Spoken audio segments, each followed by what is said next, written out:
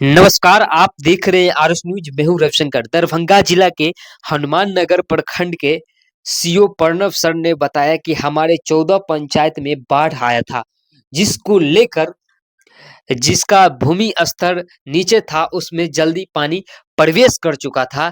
जैसे कि छतौना, भपत्ती, अम्मा, ये सब गांव में पानी जल्दी प्रवेश करने के कारण हमने सरकारी नाव का मूलभूत सुविधा दिया और किसान को जो फसल बर्बाद हुआ, क्षतिग्रस्त हुआ, उस सब पर भी सारे बातचीत किए हैं और प्रेस कॉन्फ्रेंस में क्या कुछ कहे हम सारा चीज़ बताने का प्रयास करेंगे। बाकी बात वीडियो को स्किप मत कीजिएगा, वीडियो ज़रूर देखिएगा।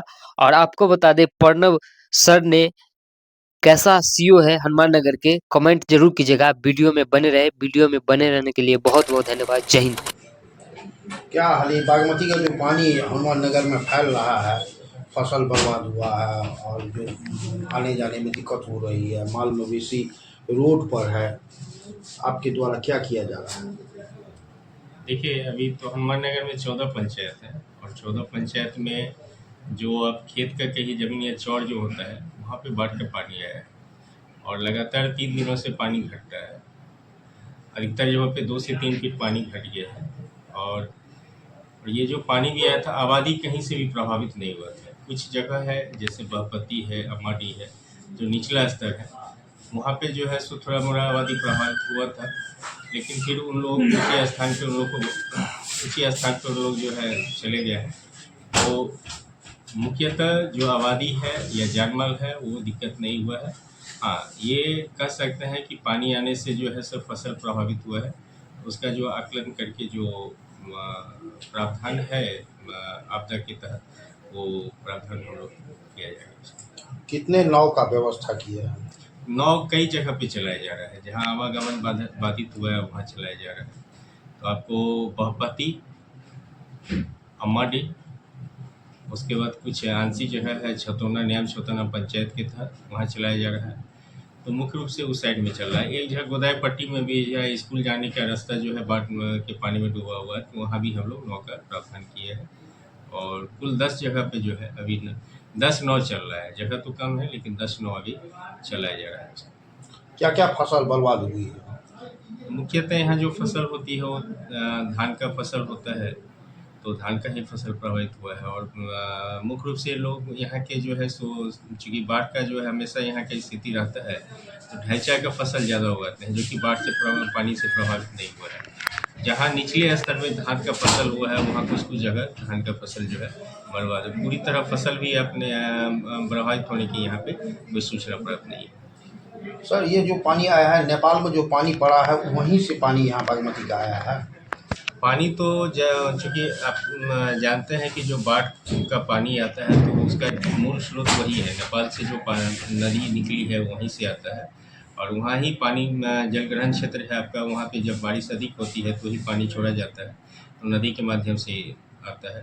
इस बार जो पानी आया है सो आपको सिंहवाड़ा प्रखंड से होते हुए हनुमान नगर में है और पुनः ये हायाघाट की तरफ जा रहा है और वो आपको धीरे-धीरे चौड़ में ज़्यादा प्रभावित हुआ है। नदी में अभी भी पानी का स्तर जो है जो खतरा के निशानों से अभी घटने की प्रवृत्ति है और इधर जो पानी आया है खेत में वो पानी धीरे-धीरे फैलाव हो रहा है, तो और वो धीरे निकल भी रहा है। आपको हमने पहले भी बताया कि 2 से 3 दिनों में आपको 2 से 3 फीट पानी जो है सो घटा है। इन स्थिति नियंत्रण में है, बाढ़ का आबादी प्रभावित नहीं हुआ है, जहाँ खेत में है पानी वहाँ पानी निकल रहा है, तो उम्मीद किया जाता है कि हम लोग कर रहे हैं कि 1 सप्ताह के अंदर ये पानी जो है सो पूर्णतः जो है खेतों से भी निकल जाए।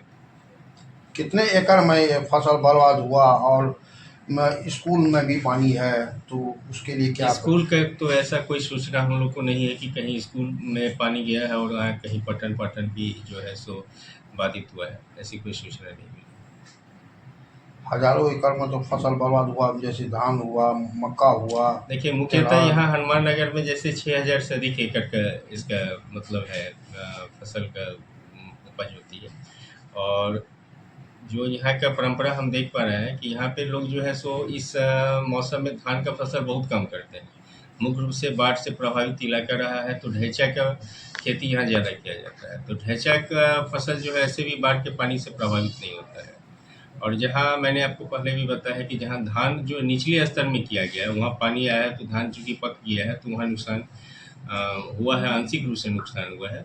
लेकिन आपको जो अन्य जगह है जहाँ धान का फसल ऊँची जगह पे लगा वहाँ ऐसा फसल प्रभावित नहीं हुआ है। मैंने स्वयं इस क्षेत्र में दौरा किया है, देखा भी है। तो फसल का जो है सो उस रूप में जो दिख रहा है उतना नुकसान नहीं हुआ है।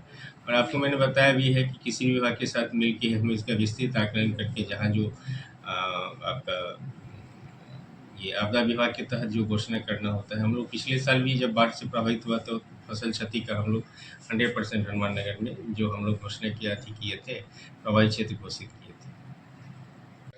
इस बार क्या हुआ है कि मुजफ्फरपुर क्षेत्र में कहीं बांध टूटा था, तो पानी का फैलाव जो है वहाँ से पूरा जो है सो हुआ है। वो सिंहवाड़ा, दरभंगा में सिंहवाड़ा प्रखंड प्रभावित हुआ और वही पानी जो है सो फिर हनुमान नगर में आया।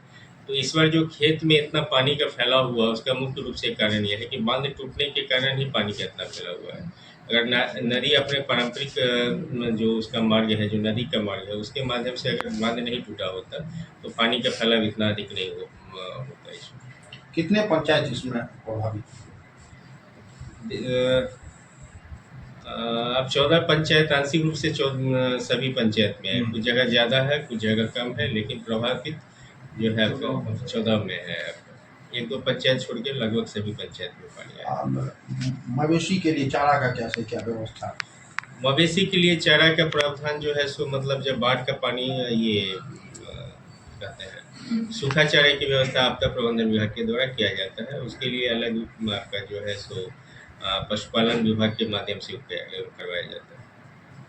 10 नाव चला रहे हैं? निजी नाव मेरा 10 जगह चल रहा है जहाँ पे आवागमन प्रभावित हुआ है।